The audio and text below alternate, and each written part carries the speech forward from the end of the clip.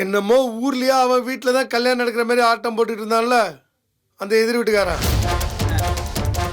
இப்ப நாங்க குமார் கல்யாணத்தை எப்படி ஜாம் ஜாம் நடத்த போறோம்னு பாத்துக்க. ஆஹா, பெரிய ஒரு பிரளயம், ஒரு பஞ்சாயத்து ஆரம்பிக்க போகுது. என்னடா முனகுற? இல்ல இல்ல, ஒண்ணுலண்ணே. ஏய்யா, குமாருக்கு கல்யாணம் பண்ணி முடிச்ச கையோட இவனுக்கு ஒரு கல்யாணத்தை பண்ணி வச்சுட்டா என் கடமை முடிஞ்சிடும் இல்லப்பா. ஆத்தா பரவாயில்ல, இருக்கட்டும் விடு, எனக்கு என்ன இப்ப அவசரம்? கொழுந்தனாரே, இப்பவே லேட்டு தான்.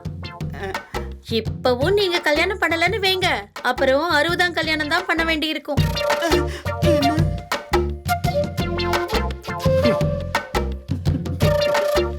தேவையா? வாய கழுவிடி.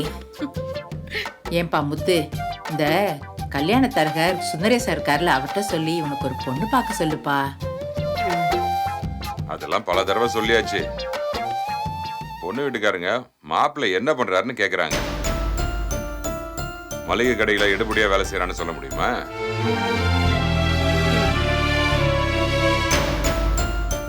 ஆத்தா, இவனுக்கு கல்யாணம் ஆகணும்னா ஒரே ஒரு வழிதான் இருக்கு. பேசாம அந்த வீட்டுல இருந்து மூட்டை முடிச்செல்லாம் கட்டிட்டு இங்க வந்துட சொல்லு. நம்ம பிசினஸ்ல உன்னை இவனை பார்க்க சொல்லு.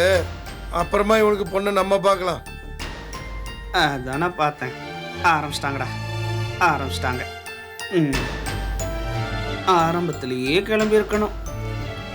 என்னடா ஏன் எந்திரிச்சிட்ட? ஆத்தா, அடுத்தது இவர் என்ன பேசுவார்னு எனக்கு நல்லா தெரியும்.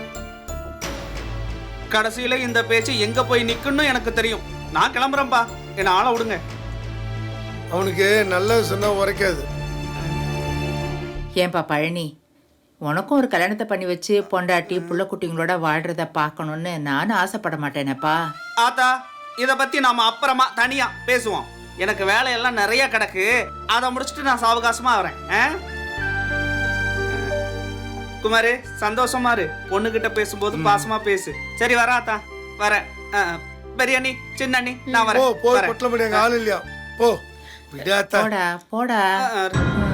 உங்ககிட்ட என்னத்த பேசுறது? இப்பெல்லாம் திருந்தா ஜென்மா. ஆத்தா என்ன சொன்னாலும் அவன் கேட்க மாட்டான்.